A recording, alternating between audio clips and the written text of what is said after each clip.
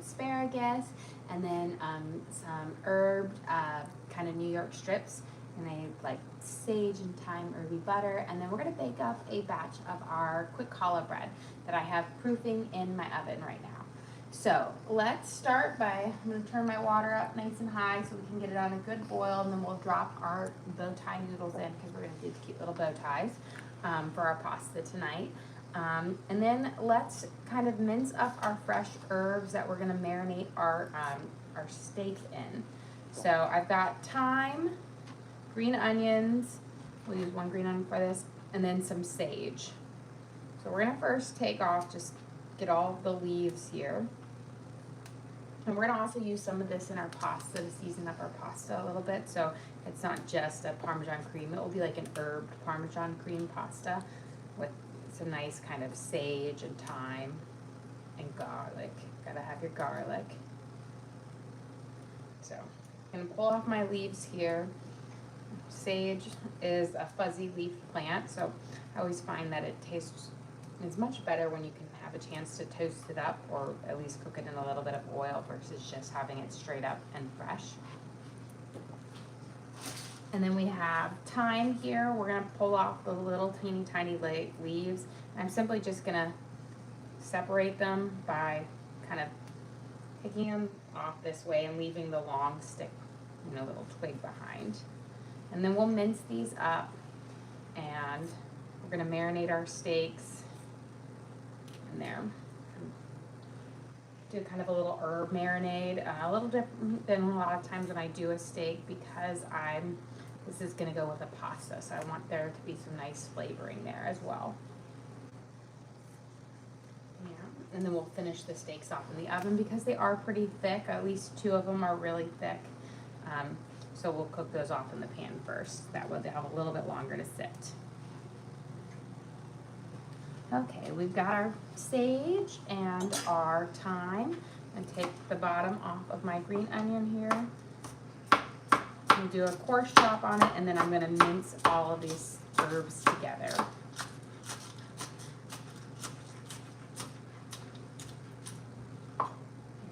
Let's drop, now that we have a good boil on, let's drop our pasta in the pot. So we're just using our little bow tie noodles today. Nothing bougie.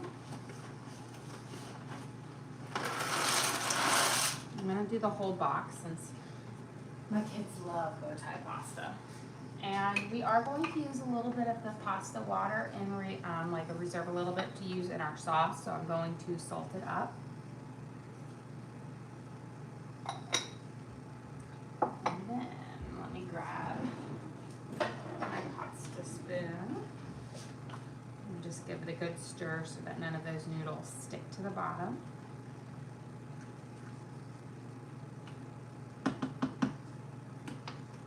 And we're gonna let that cook. Bring the temperature up now to all the way to high. I always like to let it come to a boil before I'm at my highest position. That way it can reach a little higher faster. And we're gonna mince up our herbs together to kind of create this just lovely herby paste that we'll rub over our steaks. And then we'll use a little bit of garlic salt and Worcestershire.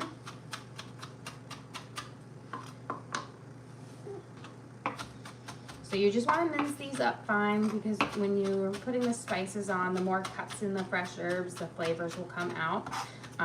If you want to use dried herbs, you'll need to use a little bit less than the amount of fresh because dried herbs pack a punch on there.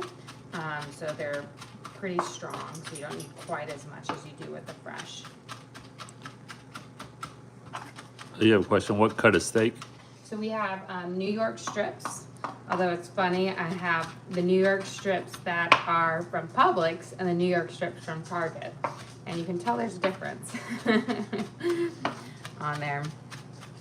We had the ones from Publix and I needed to cook them up. And so when I was at Target, I was like, oh, I'll grab 2 more. Those look like pretty nice steaks.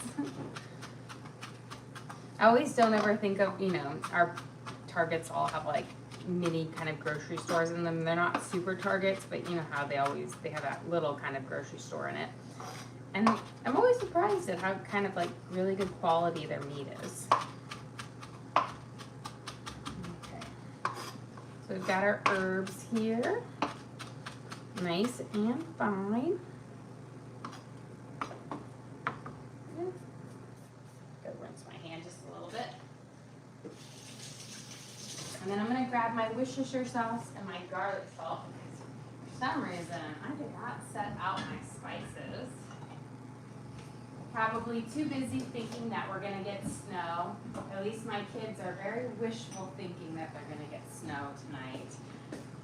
I don't think they're gonna get snow, but I hope they do, because, you know, let the kids dream. And let's kind of we'll do our little switcheroosies here. We're gonna give a little drizzle of Worcestershire over each of the steaks. This is gonna help break down the fat on the steak and makes the steaks really juicy in there, because it's a vinegar type base thing. You don't actually end up tasting vinegar at all when you cook it, but it is amazing and just makes for the juiciest. Of course, our garlic salt. So a good sprinkle over, because these are pretty good cuts. A little bit of black pepper. Okay, this does not want to open. Doesn't want me to have the little tong. Okay, we're just gonna have to be a little bit careful and do it out of this one. Okay, and then we're gonna take our minced up herbs. We'll sprinkle a little bit over each one.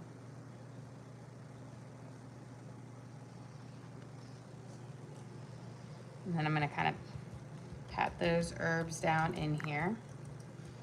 Help them kind of stick onto each steak. Let's give them a flip, and we're gonna do the exact same on the other side. I'm gonna try to do this all with one hand over here to keep it nice and clean. So we're gonna start with our Worcestershire. Nice, again, little drizzle over each. Our garlic salt.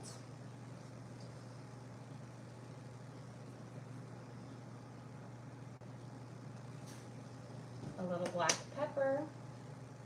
Now, I gotta be really careful because this is not my dominant hand and I don't wanna shake a little too heavy.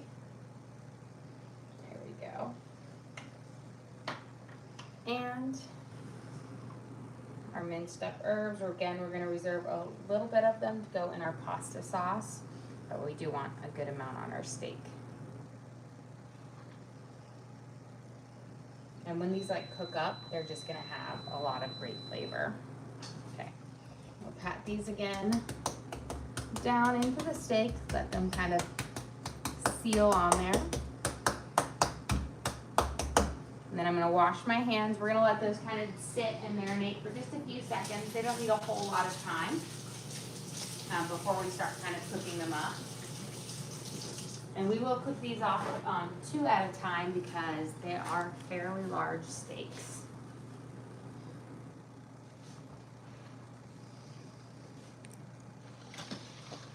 Okay.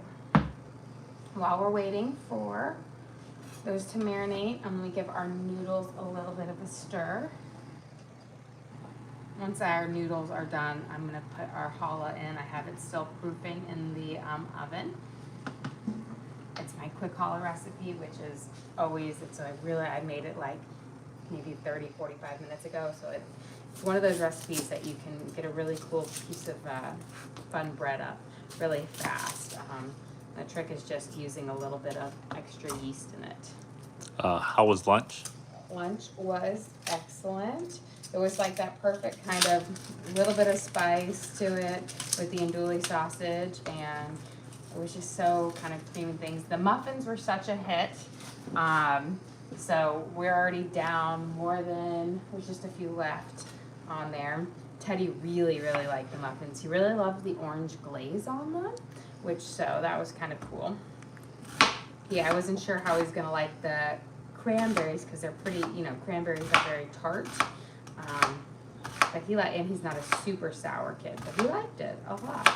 In fact, he ate part of his muffin and he left it up on the counter, and I was like, oh, he's not gonna eat the rest. So I went and finished it, and then he comes back and he's like, where's my muffin? And I was like, oh, you can have another muffin. The muffin, it's gone. It is not through. He's like, you threw it away? And I'm like, yep, I threw it away. I was like, nope, I enjoyed it. It was delicious. And I was like, you can have another one, which then when he put it down a few minutes later, I needed to finish that part too. So they were good. They were like perfect, perfect cranberry orange muffin. I just had the right balance of everything. That tart with the sweet. I feel like the glaze gives the perfect sweetness to the tartness of the cranberry, especially since we used fresh cranberries.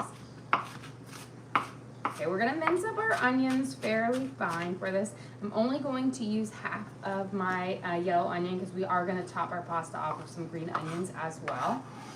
Put this over here. And then we're gonna prep our asparagus. With asparagus, you need to take off the bottom inch or so, sometimes a little bit more of it. Otherwise, it's going to be really dry and stringy, almost as if you're chewing on a stick. So always cut it off. That way you have just the nice tender part of the asparagus left.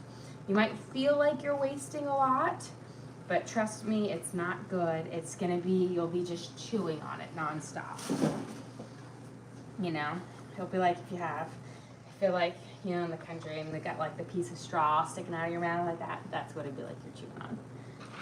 And then since we're gonna do them in our pasta, I'm not gonna keep them in their full forms. I'm actually going to kind of chop them up on there, but I'm gonna do it in a kind of a pretty, almost in a julienne way where I have them kind of cut at an angle. So they look a little bit nicer versus a flat cut. And then simply what I'm doing is I'm kind of just holding my knife down at an angle and I kind of cut through it, and that gives you your pretty kind of cut there. It makes it, elevates it a little bit. It looks just a little bit nicer than the flat cut. You know what they say, sometimes just the look can sell you on something. Even though they say don't judge a book by cover. But you're gonna judge your food by the way it looks. I remember, I always said that. I invited when in high school, one of my best friends at the time, I invited her over and I had made this soup called the soup of the balcony Ahs, which is one of my favorite soups. And she was so hesitant to try it because it's one of those comfort soups that just don't look pretty. It's not a masterpiece looking at, but it has so much flavor in it. And she was so hesitant to try it, and then she ate it, and she was like, this is the best soup I've ever had. And I was like, it is the best soup ever. But it doesn't look like it's going to be as delicious as it is. Let's give this a quick stir. We're kind of getting close on here. I'm going to test them. About 2 more minutes. Since we're getting close on that, let's get out our quick challah. I just made a half batch of it. So I do have this recipe card available for everyone. It's called My Quick Challah. You'll have to kind of dig for where I've posted it in the past. But this is one that you can make in like an hour.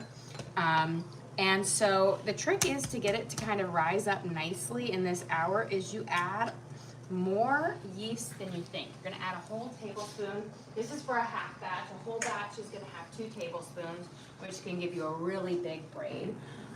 But you add a whole tablespoon of yeast, and then there's sugar, honey, salt, egg, olive oil, and bread flour and water in here. Hey, you have a question? Are you prepping any sourdough tonight for tomorrow? I am. I have a whole, let's see, I'll pop it over here. It's doing it's proofing before I shape it. So I've got it on here. You can see we've already got some bubbles forming on it. I made this up a little bit after lunchtime. I fed my starter this morning. So I'll shape it up tonight and put it in the fridge so that we can have sourdough tomorrow. I feel like it's been a long time, even though we all had sourdough last week. For my family, I baked up a couple loaves for them, and I remember I brought them over and I put one loaf down and I had one separate, and the first loaf was gone within like 10 minutes because everybody just came. You know how sourdough is, and with a large family, it just goes so fast. And I kept saying, oh, I need to make another loaf, I need to make another loaf, but I just wasn't home to feed my starter and to get it going because I was just over at my parents' house the whole time.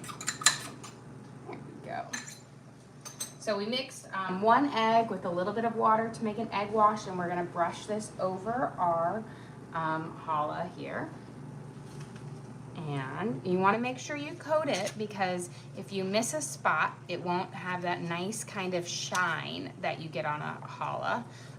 Same thing like with a brioche. You need this egg wash to give you that really pretty look to it.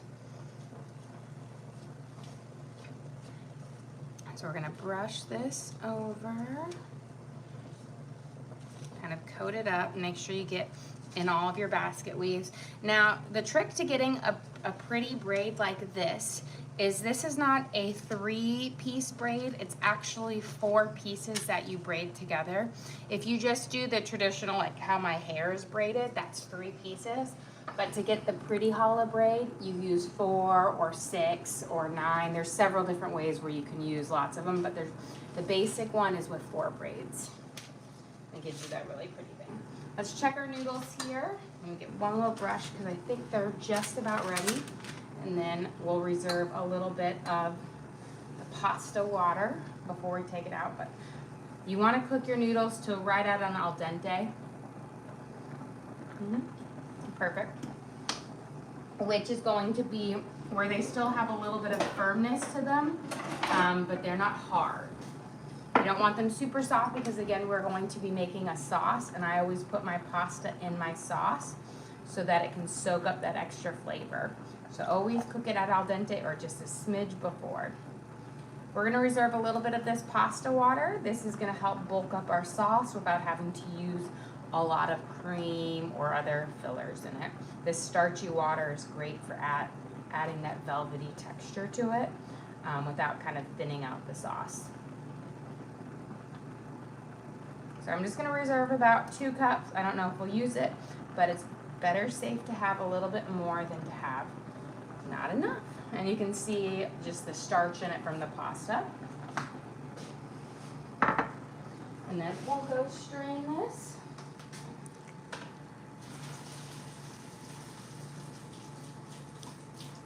A question, how long did the challah take? The challah, I started working on it like 45 minutes ago max. Right at around, I'm gonna say I worked like 7:40 is when I was pulling out the ingredients to make it. So that's like going on like I guess now 50 minutes ago. So the dough was probably made 40 minutes ago. And then I popped it in the oven to kind of proof. It just needs a minimum of, you do about 10 minutes of it proofing in the after you knead it up, and then you braid it, and then it needs about 30 minutes of proofing with that. We're gonna put it in our oven at 400 degrees, and this is only gonna bake for about 15 minutes. It doesn't take long. Pop it in there. I'm gonna set my timer for 15 minutes. We'll let it bake up there. With it, you could also add on like poppy seeds, sesame seeds, garlic, salt, Parmesan cheese. There's lots of little different toppings you can add on it to add different flavors, Italian seasoning. I like to keep it pretty basic. And there, because then it can be used so much. I'm gonna grab a trivet over here to put my pasta on, and then we'll grab our big pan. What kind of sauce are you making tonight? I'm gonna do a garlic Parmesan sauce with some fresh herbs, and it's an herby garlic Parmesan sauce. Okay, let's get our steak seared off. So I'm gonna heat up my pan pretty high so we can sear it off on both sides, and then we'll finish it up in the oven. I'm going to, since I'm gonna do a high heat sear, I'm just going to use olive oil in it. Butter you can't sear off in a high temperature. It's better for if you're gonna do that sear and then finish with a basting in the butter. But we're gonna finish these off in the oven. So use oil instead of butter because you'll burn the milk solids in it. I'm gonna put just enough in there to kind of coat it for both steaks. I'm gonna cook my fatter steaks first. That way they can rest a little bit longer while I cook the second ones, so that my second ones, which are a little bit thinner, don't overcook. Over here, we're gonna turn on my pan, and I'm going to use a mixture of olive oil, and I'll do butter in a little bit. I like to kind of do the mixture of it because I'm using my pasta pan, which is actually a 6-quart saute pan, but it transfers heat really, really well, and butter tends to brown pretty quickly in here. So once I saute up my onions and my spices and herbs and garlic and asparagus, then I'll add some butter to make the rich sauce. Okay, let's get our onions in here.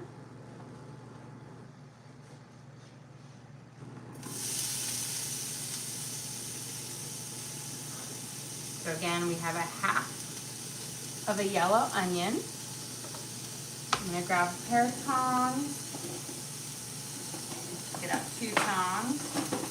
We use 1 for our steak here. I'm gonna kind of coat them in the end things. I'm gonna have my heat over about a 4 here, not too high, because again, a metal pan like this, like the all-clad, conducts heat a lot faster than a non-stick pan, such as the Hex-Clad. So if your heat is too high on your metal pan, you are likely to burn your veggies. So I always turn my heat down just a little bit lower because it does conduct heat a little bit higher and a little bit faster than a non-stick.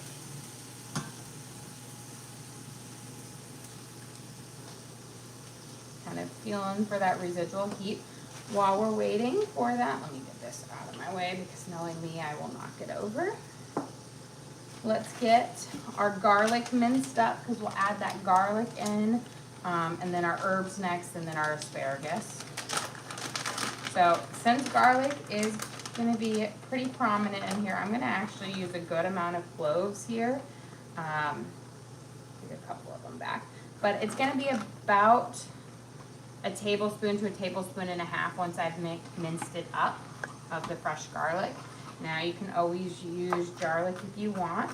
The key difference between garlic and garlic is the acidity of it. Garlic is more acidic than fresh garlic.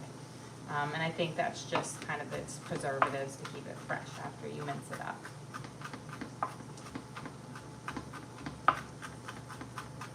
So we'll mince this, get them nice and small because I do want a lot of that garlic flavor to come out.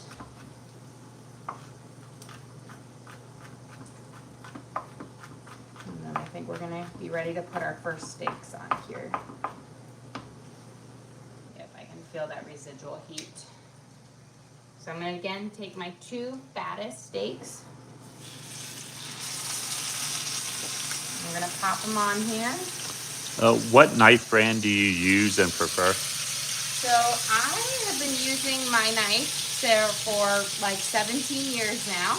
I got this as a wedding gift. This is the Woodstock Classic. So I got a knife set for as a wedding present. I absolutely love it. Hence it's 17 years and still going strong. So it tells you that it's got to be a pretty good knife. You know, all you have to do is, it comes with a honing steel in its set. And you just have to sharpen it up every couple weeks, depending on how often you use it and what you cut with it. But it's really easy to sharpen, and I love.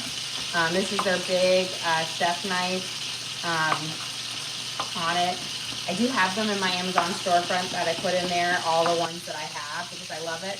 Now this is the classic series. They do have a gourmet series. And don't think gourmet is better than classic, because gourmet is the affordable version versus classic is more expensive. And the main difference, they're both really sharp knives, is classic is heavier, gourmet is much lighter. It's a much thinner blade, much lighter. Okay, we've got our garlic. Get our onions stirred up here. We'll add in our garlic, kind of toast up for a second. And then we'll add in our butter and herbs and our asparagus.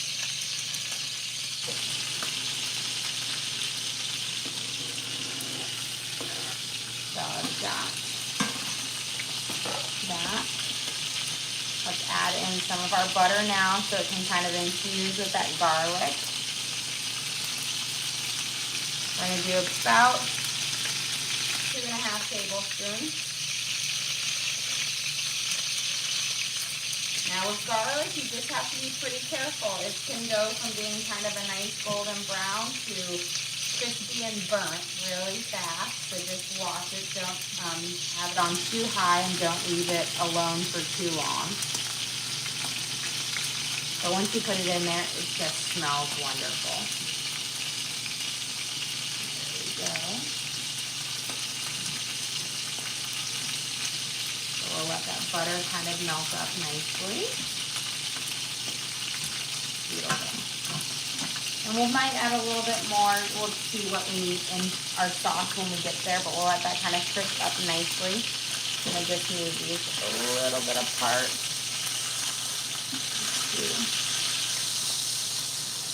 Pretty nice.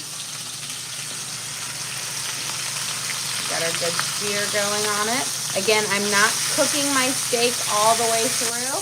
I'm searing it off to get the nice little char on it. That way we can finish it off in the oven so that it doesn't dry out too much. If you kind of cook it in the pan, especially with the thick one, over a high heat, you're gonna cook the outside and that will get really tough before you get a nice kind of medium rare in there. So we'll sear it off about a minute to a minute and a half on each side. And then I'll sear off the next two and then we'll finish them off in the oven to get that nice kind of even cook. Have you ever done a chimichurri on steak? I have. I do love a good chimichurri sauce on there, especially like in the summer when my garden is really full of either cilantro or parsley, because you can do either parsley or cilantro-based chimichurri. I think it's just absolutely fabulous. And my daughter, my oldest daughter, she loves it too. She's all for the sauces and the herb butters and anything to put on there. So she definitely loves it as well. But it's one of those things where I like it when my garden's fresh. This summer, my cilantro did not thrive well. I think it was just in a little bit too sunny of a spot because it wilted. And then what I thought was crazy was, I don't know what type of bug was there, slugs or something ate a whole bunch of the cilantro, which was strange. And so I think it was slugs maybe. I always have little garden pests. One year, wasn't my cilantro, but my dill had about 100 caterpillars on it. So I'm not sure what about the dill made the caterpillars, I guess, love it. But they were all making like their little cocoons or I guess chrysalises because there were caterpillars on it. And I just thought that was really cool. Teddy loved it. He was just like, oh. Had to come out there and you could just, there were so many of them. Okay, we're gonna pop these off. Again, these are still rare in the middle. Again, we're just searing them off on both sides and we will finish them in the oven.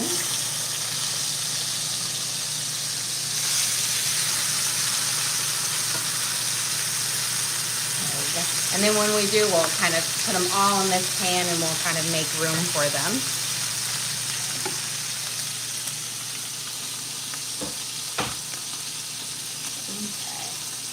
We've got our thyme and our sage in here. I'm letting it kind of burn up. You can see our onions and our garlic are just getting this nice kind of crispy golden caramelization to them to really bring out their flavors, which is just going to make them absolutely delicious. You want to really let them have a moment to kind of infuse into the butter, into the oil, so that you get those flavors. Because once we start adding in some of our pasta liquid and whatnot, they're not gonna really come out as much. When you mix a spice with like a fat, like an oil or a butter, it really enhances its flavor.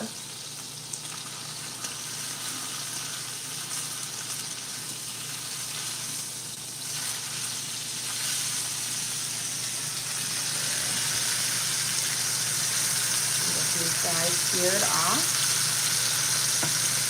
And then we'll up there. I think we're ready to put our asparagus in now.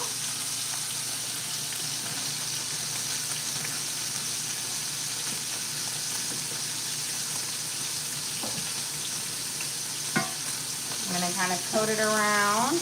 And then this is where I'm going to see if I need a little bit more butter or oil, because if my asparagus takes too much off of the bottom of my pan, I'll need a little bit more. It looks like I need about a smidge more, about another half a tablespoon or so.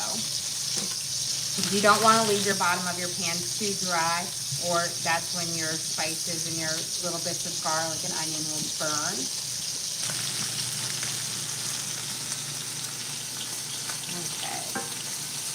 Get that in there. And then we're going to let these I'm going to spread them out in a nice even layer. And once they get to a nice kind of vibrant green, if you look now, asparagus has more of a pale green. When it gets to that bright, vibrant green, that's when you know it's going to be at a more of a tender crisp. It's going to have that bitterness from the rawness gone. So you just have to wait until it gets out of that pale color for it. Yeah, question. How many aprons do you own? Like 15. It's kind of my thing this year. I've been really on to aprons and changing them out and getting colors of them. I find like I get stuck on an apron for like a couple of days, and then I realize I'm like, oh, I really gotta wash this apron. Put it in there. I think today's the last of it. I made muffins on it earlier, so kind of goes in there. I try to wear, one, switch it up. But I have a lot of them. I actually found my Christmas apron, which has a Thompson on it. It was gifted to me by my mom. It was one of hers, but it's like a Swedish apron, and I absolutely love it. So I'm going to have to get that one out soon. On there. I used to never really wear aprons, and then I realized that I ruined so many of my sweatshirts with like grease stains or oil splatter that I realized the benefit of having an apron.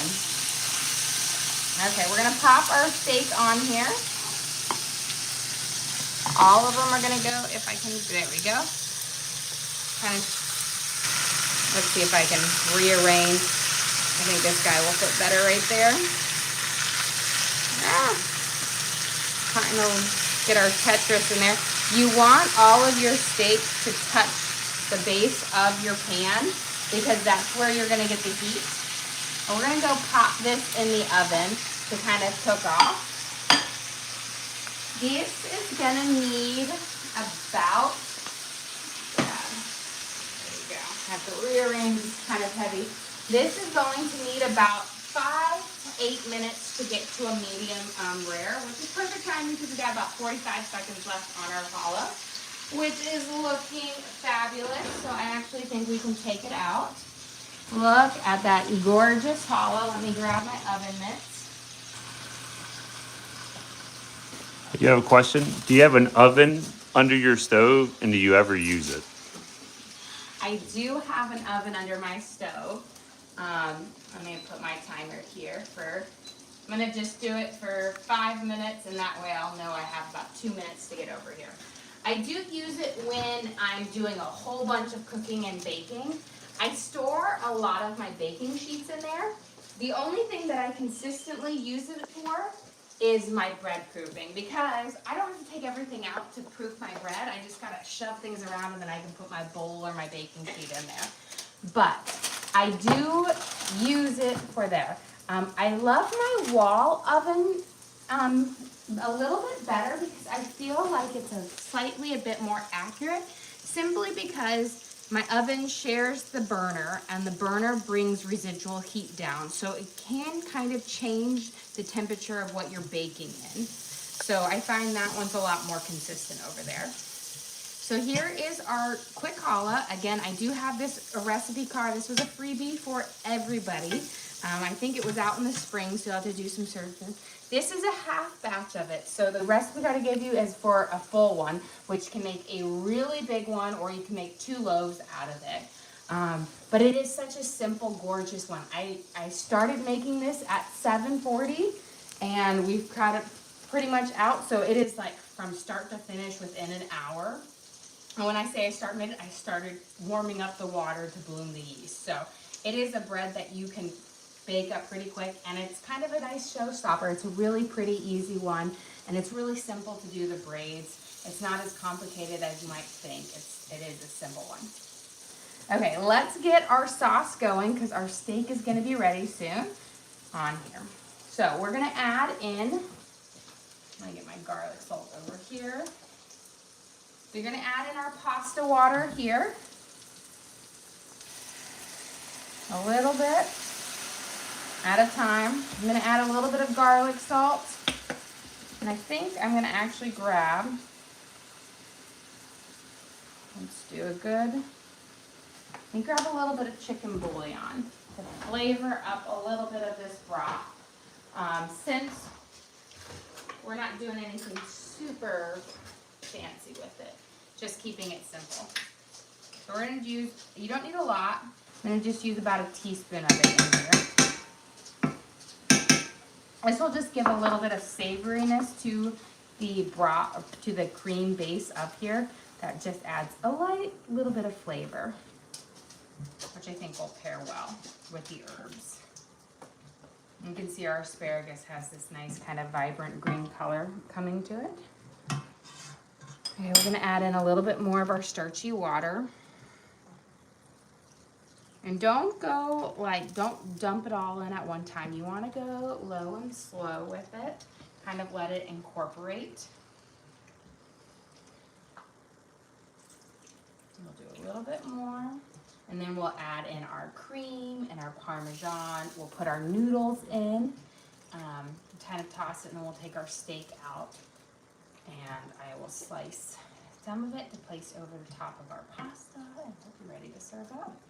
So just a pretty easy, quick, but delicious dinner. Based on some steaks I needed to cook up because we were gonna make them last week, and then my family decided to go out to dinner. I feel like we ate out so much, or well, I shouldn't say we ate out. We had food kind of picked up or catered a lot last week. We used to, a couple of years ago, it was like every family had a night where they would cook for it.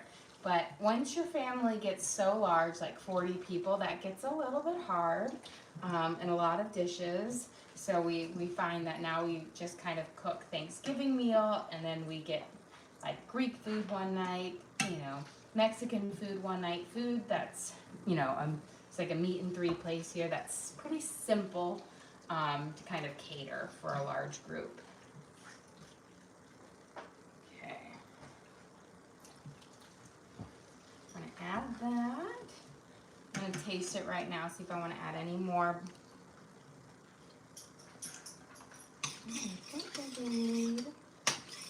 There's still a little chicken bouillon on there, so let me try it again. And yeah, I think we might use it all. You know what? We almost use all of it. We use like 1 3/4 because again, I'm going to add some cream to this, so I don't want it to be too much liquid. And then we're gonna add just about a 1/3 cup of cream. You don't need a whole lot. A little will go a long way in making this sauce. The richness, especially with that silky kind of broth on there. And we'll go grab our steaks out here in just a second.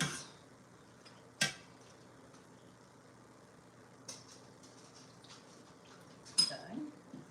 I don't think we need to add any more. And then before we grab our steaks out, I'm going to put a little bit of Parmesan. I'll have some freshly grated over the top, but we're going to use a little pre-shredded just to save your arm, because otherwise you're going to need a lot. So I'm going to sprinkle it over. We're going to let it melt before we mix it in, then we'll add our noodles. But while we wait, let's go grab our steaks out of the oven for this. Okay. So again, we put our steaks that we seared off in the oven. They were in at 400, so just the same temperature that our things cooked for about 5 minutes. Pull them out. Let me give them a nice little touch. Perfect, perfect. And remember, before you cut and open your steak, before you gotta let it sit for about 5 minutes, because you don't want to cut into meat that is just taken out of the oven, because what will happen is all of those juices will fall out, and then you're not going to get that nice, you'll get a drier meat at the end. Okay, so we have our steaks there. We're going to let them sit and then we'll flip, because that bottom of this pan has a lot of great flavor from the spices that we'll put on there in a second.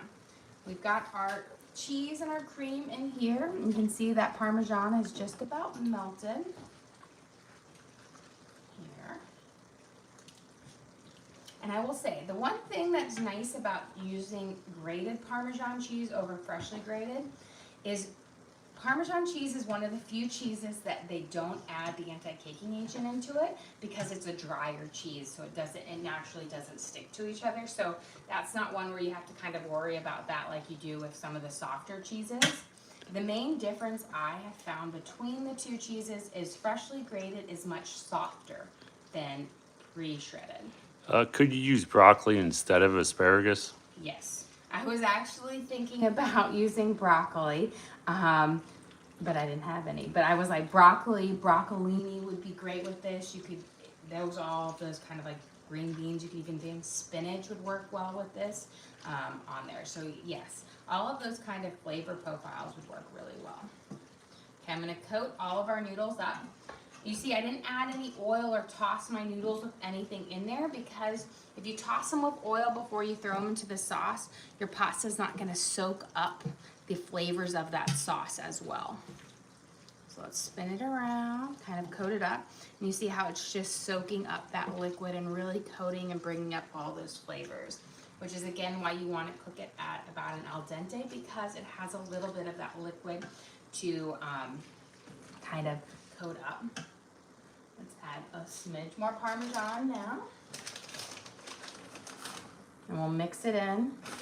And then of course we'll mix some freshly grated on the top, because that one is a little bit better to taste. Although, you know what's really funny? Every time I make like a pasta like this, my son goes, do you have any of that cheap Parmesan? You know, the one in the container that you shake? And I'm just sitting here and I was like, I do not have any of that Parmesan. And I'm always sitting there, I'm like, I should remember to buy it for him, because he really loves that Parmesan cheese. And to me, that just, it tastes like sawdust, but he really loves it. And I was like, you know, they have it at their school. And so I'm just like, oh, he loves it, so I should get it for him. I mean, he'll eat the nice one. He'll suffer through and eat it. And I'm like, kid, you don't even know what you're missing.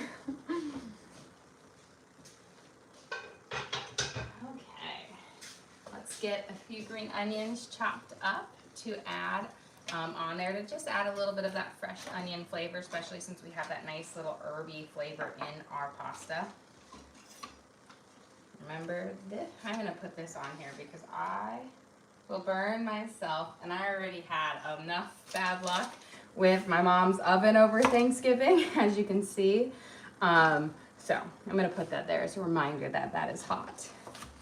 You have a question? Any dessert or fruit tonight? So we have some leftover muffins that will be whatever the kids want for their dessert. And fruit, I went shopping today, so the kids will have their option, because the pineapple isn't ready to cut up. So they have raspberries, strawberries, blueberries are their options. So they've got lots of berries to pick from. And all of my kids like different berries. They don't like the same berry. My son, Torin, loves blueberries. Evie loves raspberries, and Lena loves strawberries. They don't all like the same ones. It's always funny how it is. Throw in our green onions. Again, to add just a little bit of that fresh green onion flavor to it. Kind of coat it in here. Beautiful. Now I'm going to turn this off and let that sit kind of residual here. And then I'm going to grab one of the steaks to kind of slice up on here. So we'll use, let's see which one I want to do first.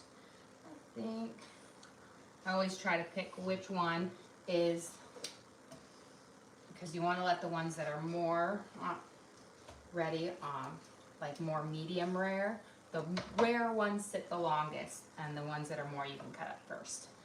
Okay, so we've got our steak here. I'm just gonna cut off a little bit of that fat here.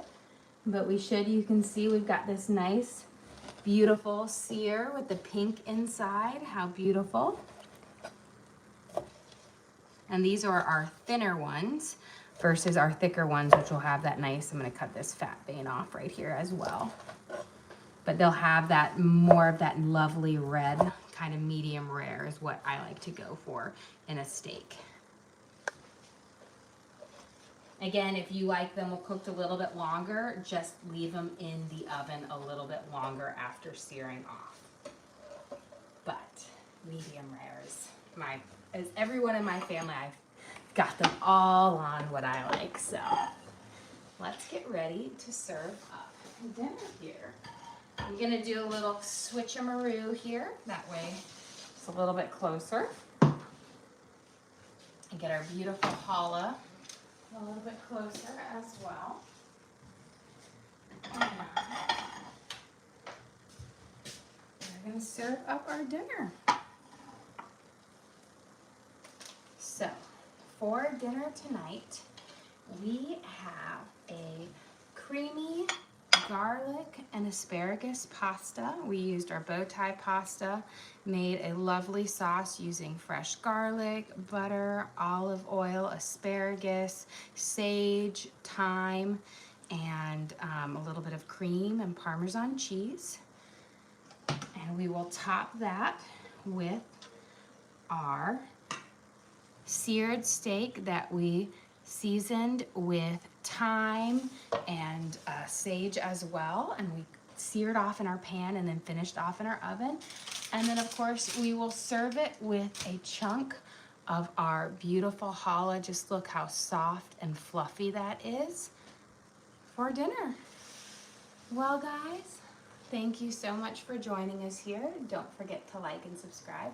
I try to do live cooking shows every single day, kind of show you what we're making for our family and hopefully teach you guys something along the way.